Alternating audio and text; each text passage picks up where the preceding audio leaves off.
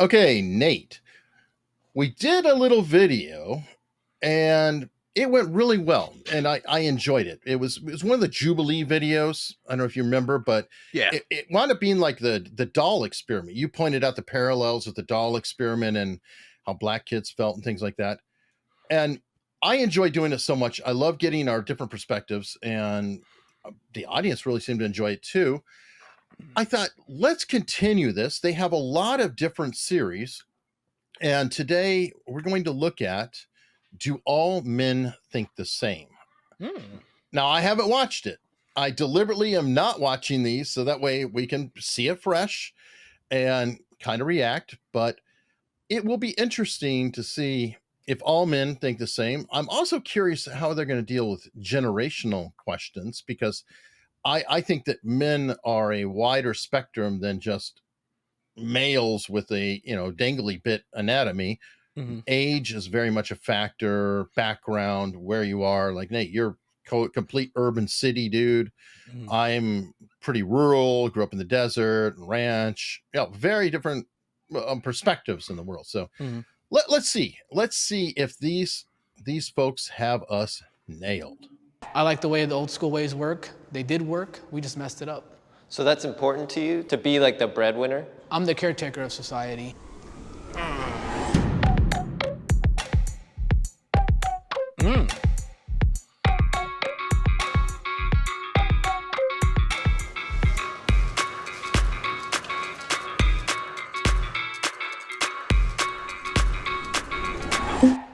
Okay, I see there's a little bit of age difference here. He's obviously a little bit older, and looks like they might have some different backgrounds. Yeah. I have worried about the size of my penis. 3, 2, 1, go. This is gonna be interesting. Oh my God. This is a good question. I like this one. All right, so this is strongly agree. Wow. Strongly disagree, strongly agree. Okay. This is So this is what a question. Yeah, but it's like I don't even think about it. Like, I don't know. It's just like, but they are worried about it though. And the question was, are you worried about it? Right. But okay, here's the problem with this. It might be a sort of an outing, if you will. Because those who, shall we say, are overly abundant, don't worry about it. Oh, maybe they worry about it because they might hurt somebody. Possibly. But other than that, no, they probably aren't as worried about it. So this is a nasty little self-selecting question bias. And I'm going, I don't know. I'm interested to see what the hell they're going to ask these guys. What's your answer, Nate? I wouldn't have moved. I'd have been like, I don't disagree or agree. I'm not really, that's something I really even think about or even care about at this moment, I don't know. Perfect. Yep. I'll be like, I'm going to lay on this line. Yeah, I'm not moving. I'm not rolling anywhere. I'm laying right here. I have nothing to say to you. It's just a normal thing to be worried about. Like when you're growing up, like you're like, am I normal? Like. Or not growing.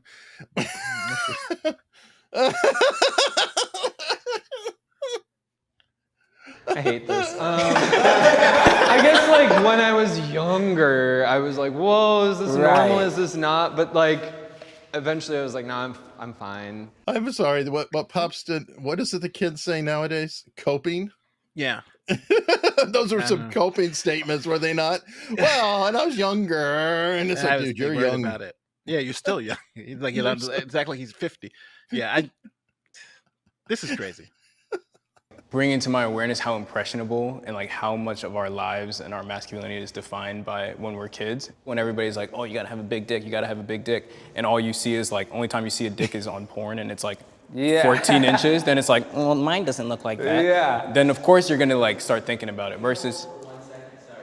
There's sound.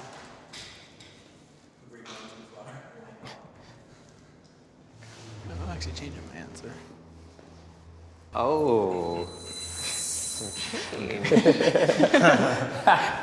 I changed my mind because what he said was, it made a lot of sense, because I remember the first time I saw porno and I saw black guys. As I got older, I perfected my craft. I've never had a problem with women. It has nothing to do with the penis. It's all about, it's not the size of the boat, it's the motion of the ocean. You just love a woman, you embrace each other, and it's just, I've never had a problem with a woman since then. I think for younger guys, this is the concern that I'm realizing is like, maybe if these discussions were more open about size and whatever, and that really over time it all becomes okay. Okay, Nate, that was interesting. Yeah. I feel like there's a second experiment that just happened here, and it actually makes me feel better about humanity. That everybody kind of reevaluated that, because I think it was a pretty malformed question, to be honest with you. And the reason why I'm saying that is because it seemed like the question was, how do you feel about it now? And then the person was like, well, this is how I felt about it in the past. And then everybody was like, so then everybody kind of reinterpreted the question to see, have you ever been worried about it? And that's when you referred to the first guy said, yeah, when I was younger I was, but now I don't, because so his answer is kind of still the same, but he's looking at the question in a different perspective. And now he's answering another question. Have I ever versus do you now, if you know what I mean. Right, but also notice that they all drifted together here. So it was a little bit of solidarity. Yeah. So in a way, they're all looking out for each other in a sense that it's like, well, we're going to agree on it. Also, there have been experiments done where 9 people will all be plants, for example, and then one person, and then one person is the actual experimentee or whatever you want, or subject, and all 9 will state the answer that is wrong, and a certain percentage will go along with the rest of the crowd. 80%. 80% people go along. Matter of fact, those are the like the Milgram experiment too. So for those of you who don't know the Milgram experiment, what they did was they wanted to see if people would just follow orders if they thought somebody with authority was giving it to them. They are administering seemingly lethal electric shocks to the victims simply because the scientist is telling them to. That's incorrect. So there'll be 120 volts.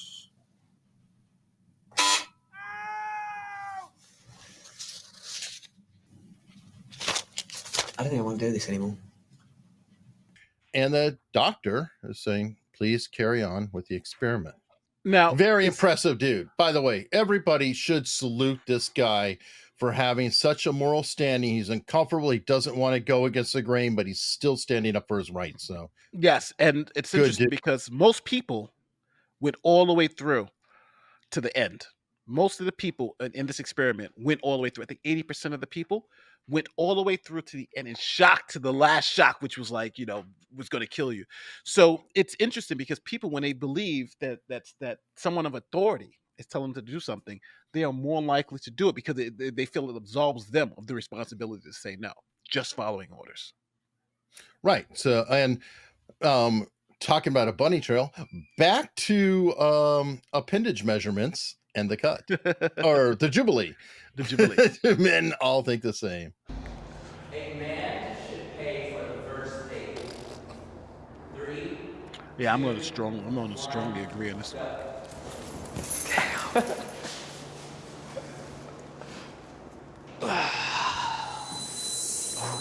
Yes, he's old school.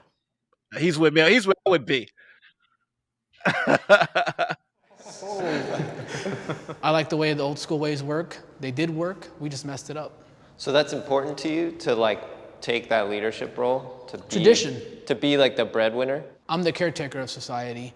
I don't even like saying it this way. Once you give the woman the power, then you just demasculated yourself. I want to stick to what's made me happy, and my grandparents, my parents. I'm going to see, I don't agree with his rationale, but I would still be on that line with him. The reason why, if I'm asking you to go out with me on a date, I think it's my responsibility to pay, right? So what if she asks you? That is a different story. That's a different story. Then it's like, if you're asking me out and then you expect me to pay, that's a different story. But generally, it's the man who asks the woman. That's generally what happens. And then when you do, I think it's my responsibility. But in reverse, I would still even pay, even if it was in reverse. But I would be more open to the other person paying. If she wants to pay for, that's fine, right? So that's kind of the way I thought about it. So if yes, on the first date, generally 90% of the time, I'm asking the woman out. If I'm asking even a woman or man, anybody, Right. So you're asking it's my something like if responsibility. you and Yeah, I went out and you said, "Hey, let's go get lunch," you would think it's about on me. paying. Yeah, either it's on me or we split. But Right. generally, it's not. I'm not going to ask you to go out and then say you pay for me. That just doesn't make it. It just that just like yeah, what? No. Does that make Right. sense? Be a man, plain and simple. I think, I don't know, I think we're just getting in dangerous territory when we start talking about chivalry. At the end of the day, it's like, yo, baby, if you want to pay for this, like, there is no hierarchy here. Like, if you want to pay for this, pay for this. Maybe next time I'm like, I just got a check, so I'll pay for it. Wasn't this the first meal though? You Yeah, said? the first one. You only get one chance to make a first impression. I think he went too far when he said chivalry. Yeah, chivalry is different. Yeah. I think that it could be seen as sometimes part of it, but I think of chivalry more in the when I walk with my wife, I walk farther out with her closer to the building on whichever side that is. That's chivalry. Yeah. I open the door for my wife. Chivalry, That pull out the is chair. right. And by the way, weird historical note. Do you know why men traditionally walked further from the building than the women? Because of if you had somebody walking toward the street, you're selling them or they were available, something like that. No, it's something. That's It's the something very Northeast thing. practical. That in the Northeast, well, in the hood, if you're selling a woman, she's supposed to she's walks toward the curb so they can be seen, and if she's your woman, she's supposed to. That's like some weird rule like that. Okay, well, there's another one that's not that psycho rule, but and It is a that's like psycho rule. this one's a very practical rule because let's just say that they didn't have indoor plumbing back in the day, and people used chamber pots, and some people were a little lazy and didn't walk their chamber pot downstairs. They would throw it out the window. And technically, if you think about throwing something out the window, liquid, garbage, whatever it is, the person farther away from the wall is the one more likely to get struck by that.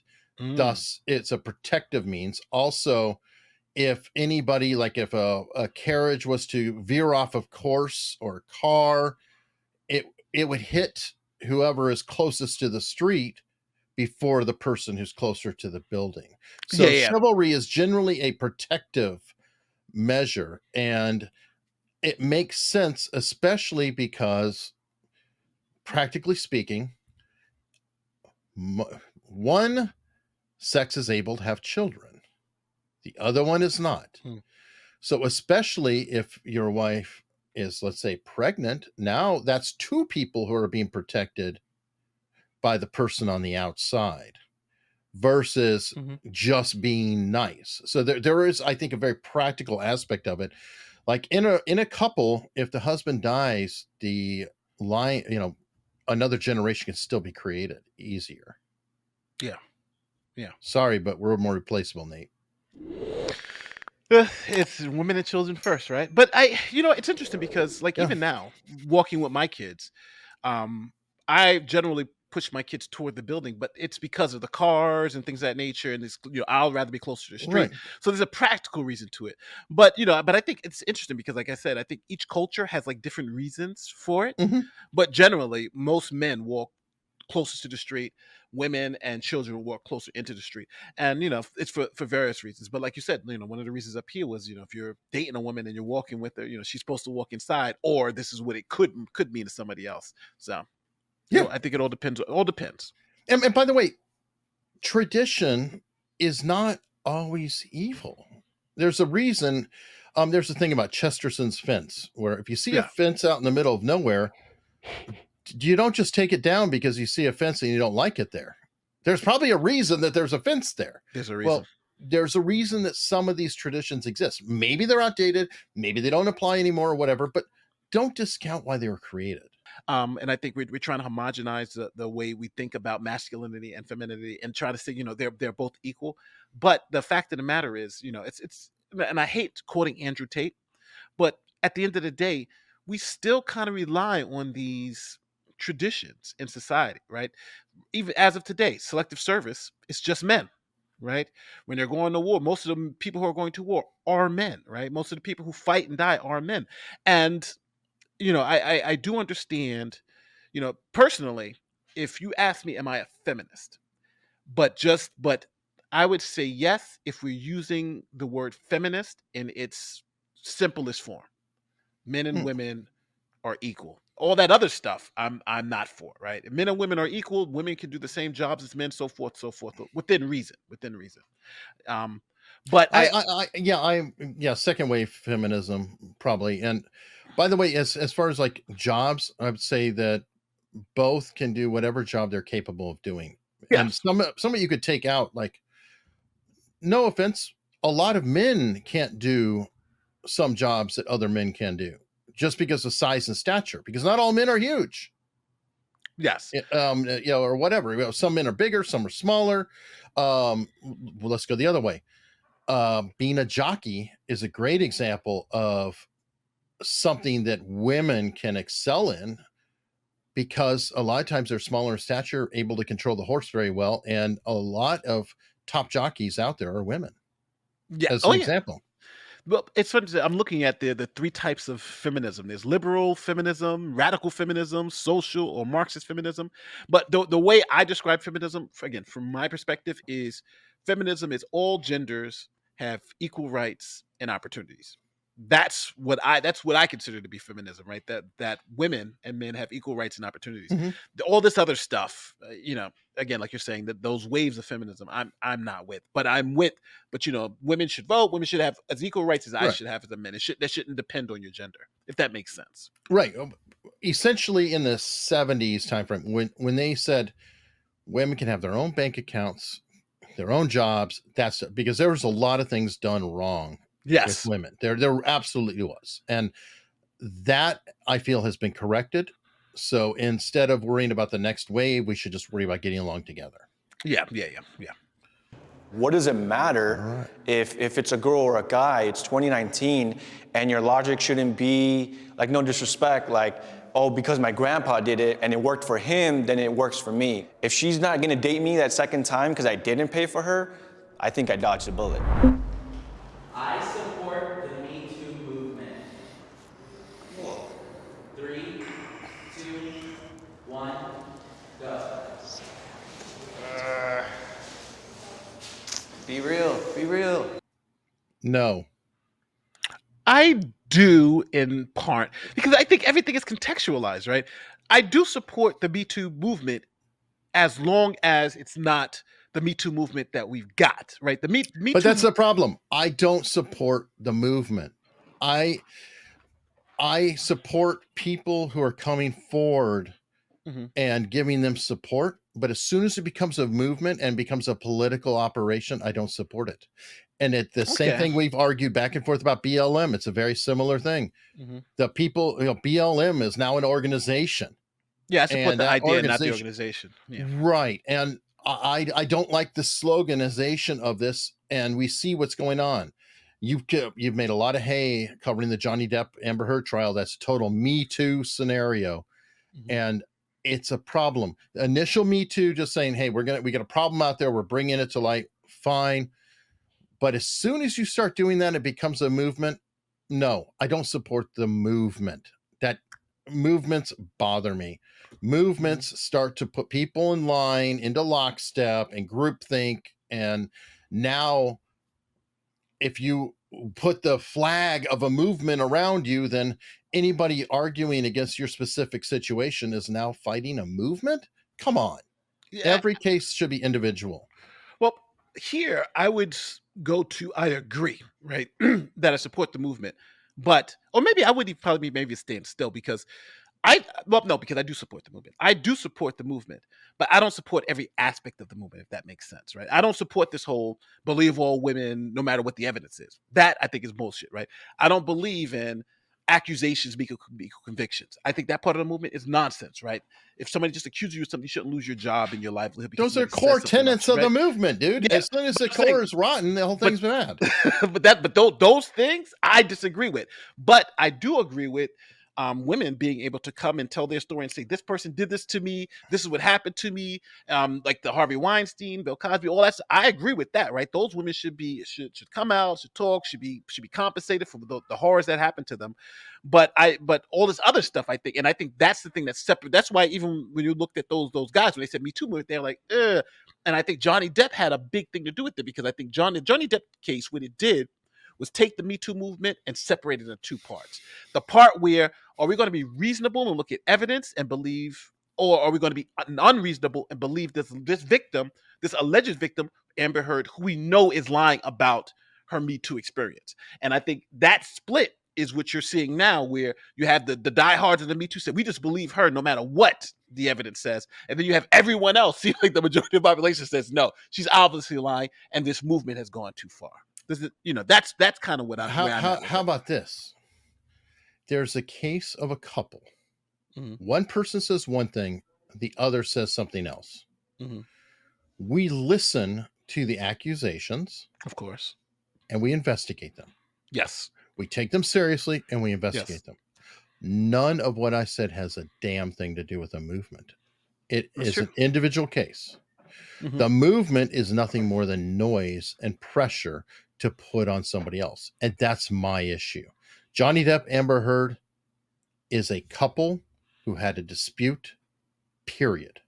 But Me Too is noise and distractions and flag waving and virtue signaling, and it's irritating to me, because we're missing the bottom line point of, did something happen between these two people? It has nothing to do with me, nothing to do with you, nothing to do with my wife, nothing. It's a couple's dispute, and now it's in all the headlines and we're arguing over it. And that's my problem.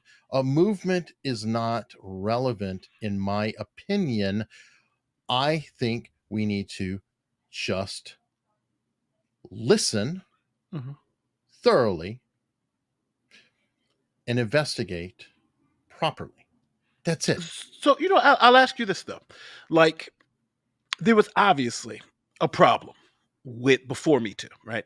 And the problem was, there were women out there who were not obviously believed, right? And I can just point to Harvey Weinstein as just one example, right?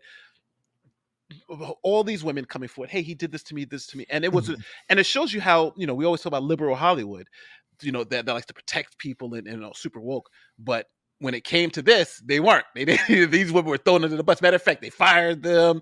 You'll never work in this town again, right? So I think the movement did address that issue. Bill Cosby, Harvey Weinstein, I think it did address that, because you did have women who made credible allegations, had evidence, and were not believed, not because their story was they were lying. It was because the person in power was able to kill it, right? To knock it down.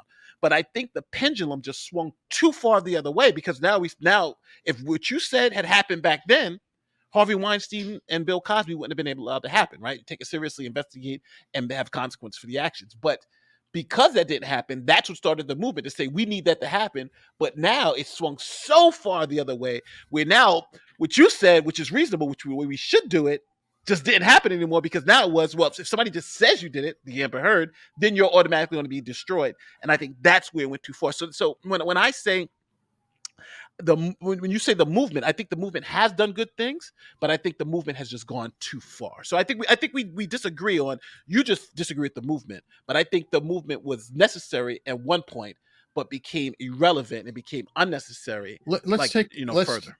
Let's look at this a little further. A person in power, is acting corruptly to people who are under their power.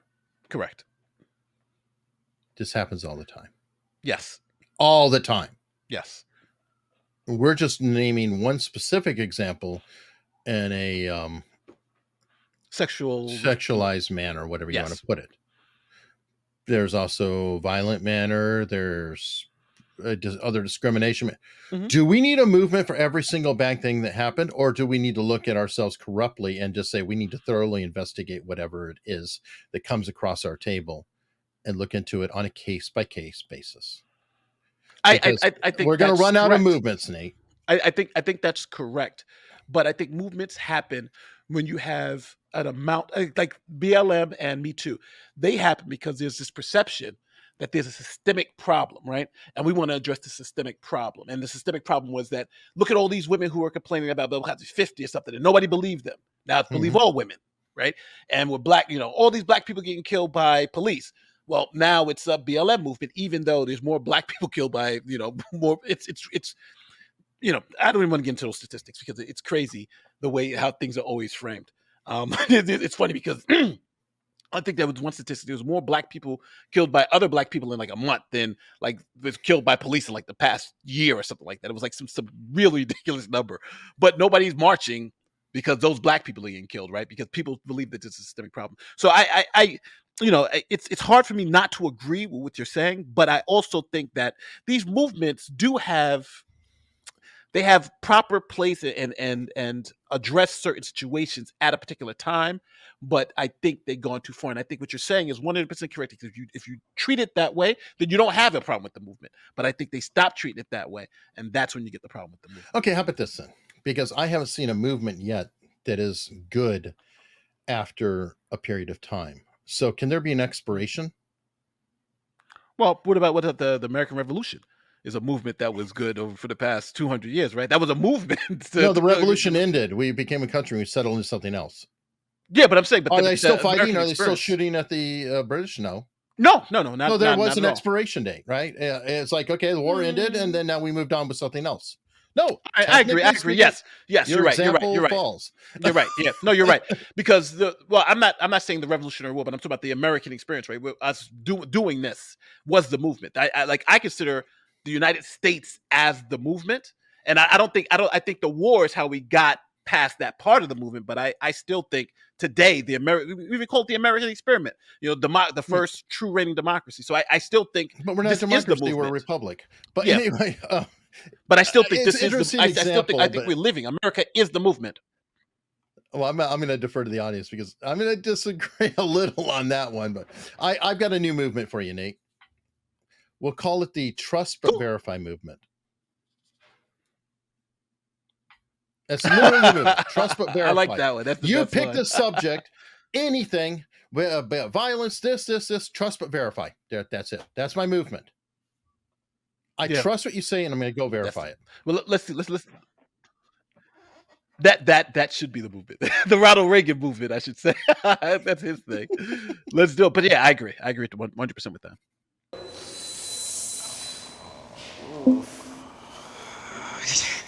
At first, when I saw it, and talking to my friends, and family, a lot of people in the South, they're like, these women should have spoke up a long time ago. And then I had to step aside and really process it for myself and be like, you know what? She didn't feel comfortable. And she wasn't in a society, in a place where it was acceptable for her to say anything about it. So now that they have the platform and the ability, I'm like, that's amazing. Speak your truth. What do you tell a child who is accused of rape by a woman, has his whole life destroyed, and then people just go, There's always going to be people that take advantage of it. It's not going to be perfect. We're figuring it out as we go, but I think it's done more good than it's done bad. I think we get to acknowledge the bad, though.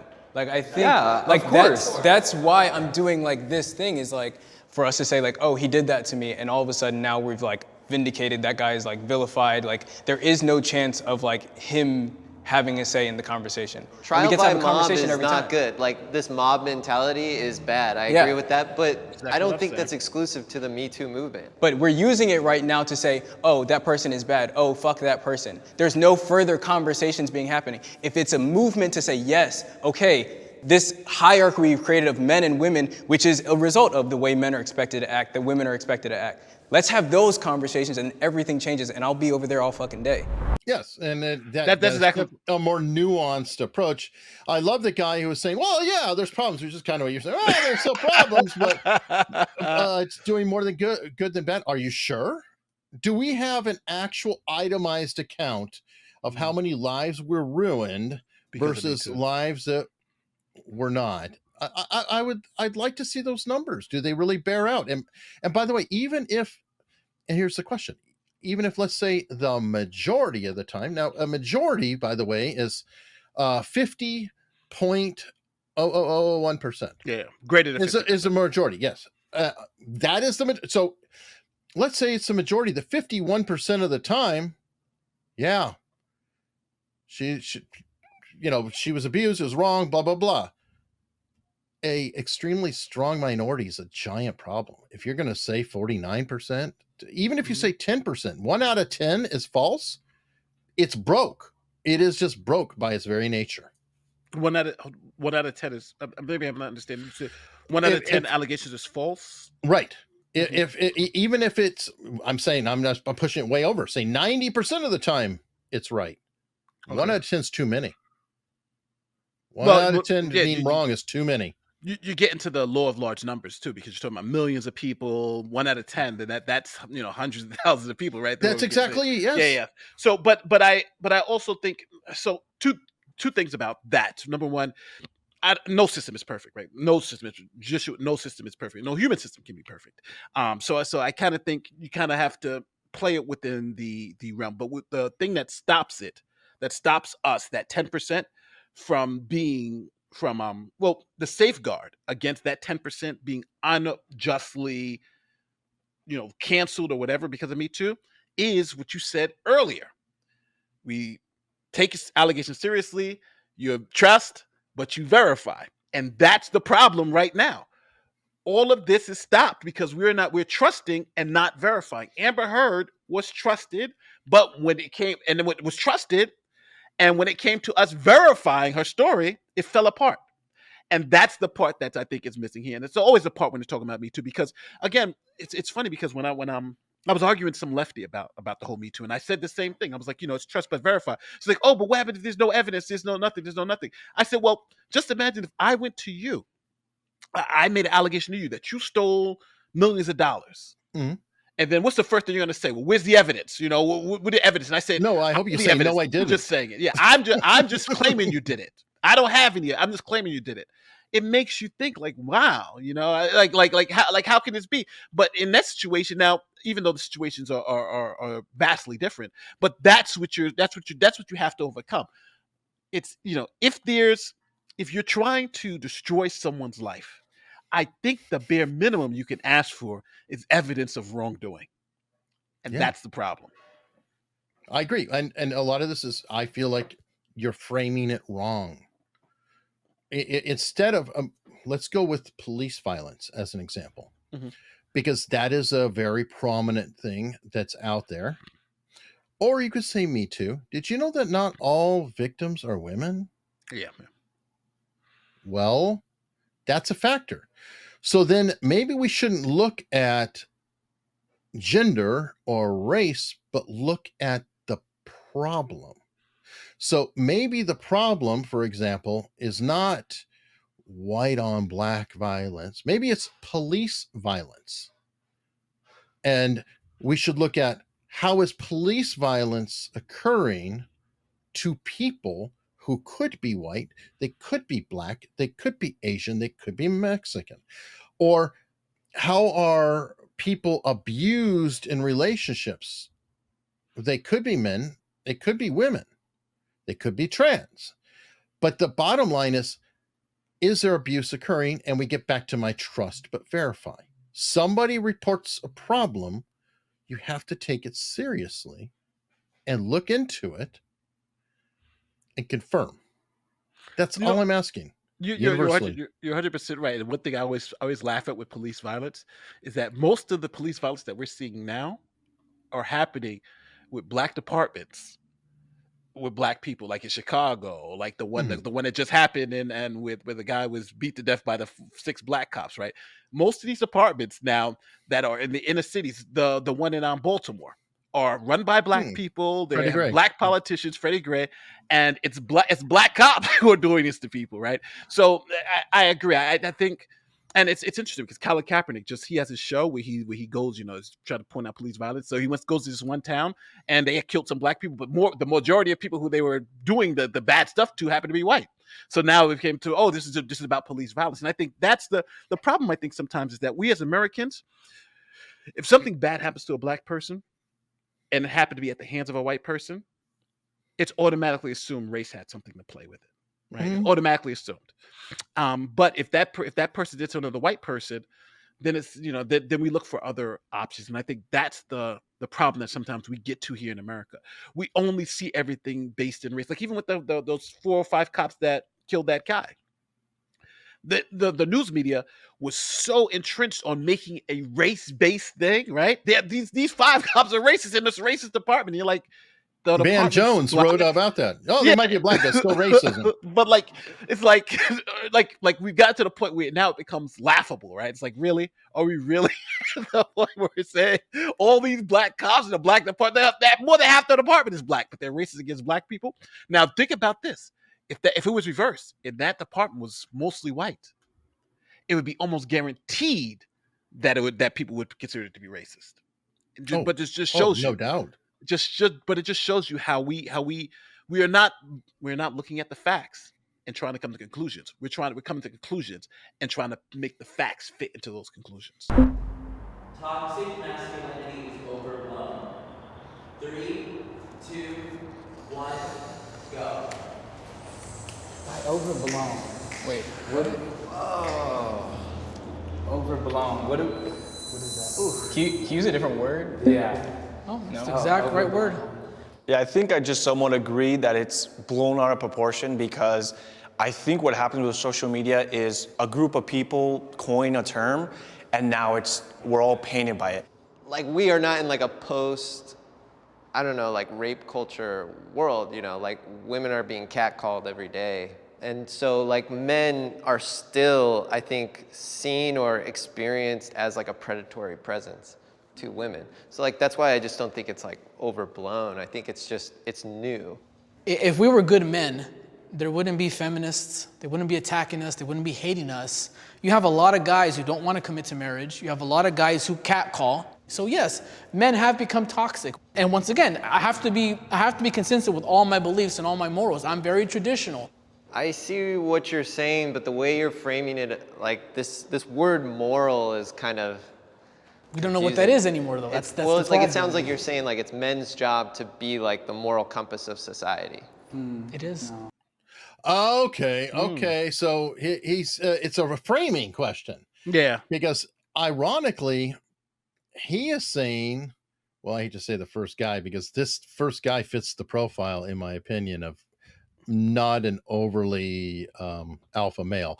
But anyway, he's kind of saying that the more beta male they are, the more toxic they are. So that's an interesting question, because the term toxic masculinity usually is painting people with traditional values as, or conservative or old, you pick whatever you want, but I'm going to say traditional values as toxic. And he's kind of saying, as we move away from traditional values, they're becoming toxic. And he might have a point. There's something called the sneaky effer. And people can look up GADSAD and look it up, but the sneaky effer. Just remember that and look it up. Sneaky effer. And you will find something very, very interesting. And it is very well practiced, especially by folks like virtue signaling, white knights, male feminists, things like that. Sneaky effer.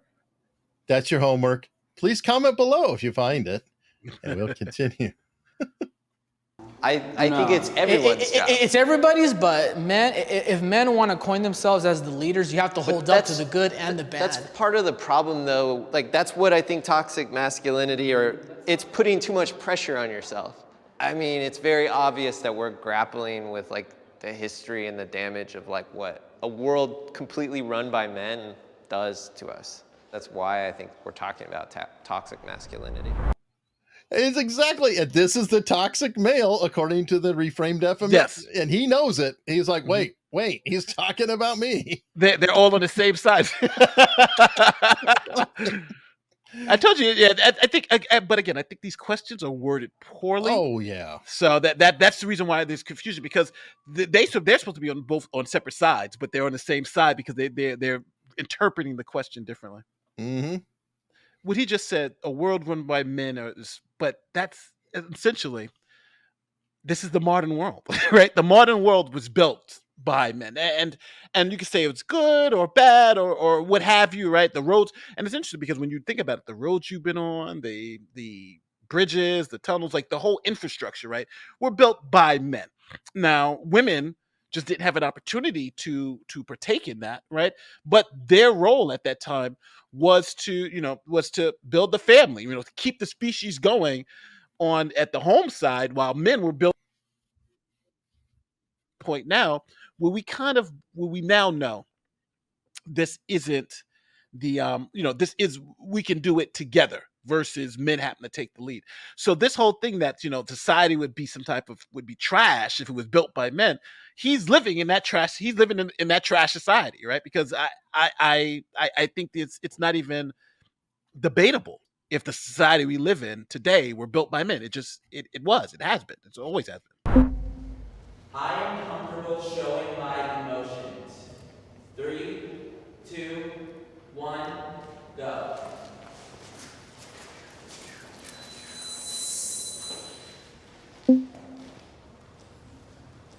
It's been like harped upon me for years that like showing my emotions were bad.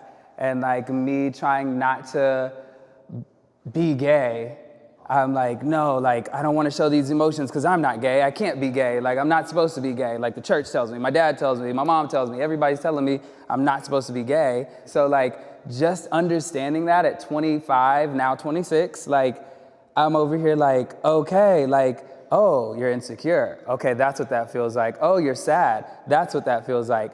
I can now be aware of those things, but to show them to other people right now is like really hard for me. I do feel like I'm very verbally like about my emotions with my wife, but I wouldn't agree completely because I'm not like that with anyone else. I'm kind of with him to somewhat agree.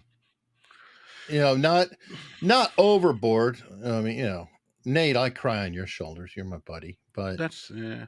No, you know what? I think traditionally men were not supposed to show men aren't supposed to cry. Men are, that's women's stuff to be emotional, right? Men are supposed to be hard, and the fight was against your emotions, right? I think what's the guy who trained Mike Tyson? He was like the coward and the hero. They all have the same emotions, but the coward, or essentially the woman, the coward. But that's how they kind of coach it. But the coward falls victim to his emotions, but the hero battles his emotions and battles the battle. And because he can do that, that's what makes him a man. That's what makes him a hero. And that's the traditional thought process to it. The problem is that I think, again, nuance is completely lost. Of course, yeah. Because what is it? God, I would like to tighten the question, because it's like, are you comfortable showing your emotions? What they mean is, are you comfortable showing weakness or pain? Because the truth is, a lot of males who would say, I don't cry, I don't this, they will rage, they will yell, they will do this, and those are all emotions. They have no problem showing that. So really, maybe the question is, when or people are listening to us, are you afraid to show vulnerability? Yes or no? I think your objection makes total sense, but I think even you are falling into the trap of a bad question, because emotions could be happy, like oh my god, right. So no, I agree. We are only talking about it in the negative sense. But again, I think that's because what us I as said. yeah, and I think us as men, unfortunately, are just hardwired to think about them that way. No, what it is I'm saying that there's a box of emotions, right? And men traditionally, it's like a bunch of crayons, and let's say emotions are crayons, and traditionally women were given the whole box. It's like, okay, you can draw with all these crayons. And then when it came to men, it was saying, okay, so no, pink, that's got to go. Yellow, that's got to go. That's got to go. Okay, so Eric, Nate, here's your box. And a bunch of crayons have been removed. And that's our emotions. And it's kind of silly, but it is a reality. We don't have a full box of crayons. I mean, I just failed a college class and I was crying about it to my wife, but no one else at school saw me cry, I specifically texted my wife, make sure the kids are asleep by the time I come home, because I just knew I was going to be like As soon as I stepped through that threshold to my house, I was just gonna let go, and I didn't want them to see that. But like the next day I sat down and I had that conversation with them. Like, hey, I just wanna let you guys know, your dad didn't pass this class, and they're He's like, very are you likable. okay? And I'm Next like, yeah, time of course, you just cry in front of your He kids, man. gives a I good remember vibe. like seeing my dad cry for the first time when his mom died, and I remember like imprinting that in my mind as like, wow, like my dad can be upset, and that was like an important thing to witness. It's reality, emotion. Yeah, it's real. I was raised by two parents that I never ever saw cry. The effect that that had on me was by the time one of them passed away very suddenly, I didn't really seem to be affected at all. So I've actually had to do a lot of therapy on that. This thing about masculinity not being able to show your emotions is very bad. It puts us backwards in society, and we need to be thinking about how to tap into our emotions in a healthy way together. Thank you for saying your truth, brother. Yeah, of course. Thank you. Great job, man. You too. Nice hearing from you. All right, I gotta. And to finish that, the thought out on that, actually, I think that is the toxicity that comes in because of a limited palette of crayons or colors. The only emotions men traditionally were allowed to express were happiness, rage, anger, etc. But very rarely any kind of vulnerability or Sadness. softness Yeah. toward another. And maybe that's it. It's just like pull in the rest of the crayons and don't necessarily take away the things that are there. Just let's make it a more complete picture. And like that last guy was saying, having the crayons in the basket, but not being trained on how to use them or how to express them is why he's going through his therapy, right? He's like, I never even saw these crayons, but now I got them and I don't know how to use them, because I wasn't trained on them. And it's because, it's the whole be a man, when you hear that, be a man. And what does that mean? And that generally means you're cold, you're focused. And even now, even in the movies, right? When I'm John Wick, he shows no emotion, right? But he's celebrated for being decisive, for being focused, for being, for going to do this. But the emotion Well, hold part on. of it, They killed his dog. yeah, but That was he didn't. emotion. But what I'm saying is that John Wick, if he killed his dog and beat up and his and Wife. stole his car, Yeah. but that revenge aspect of it was, and that's how men generally handle emotion, right? Mhm. Something bad happens to you, you go get revenge, right? Revengeance is how you express your emotions instead of, rather John Wick crying and going to a therapist and saying, oh, they killed my dog, oh, this is so bad. He didn't do that, right?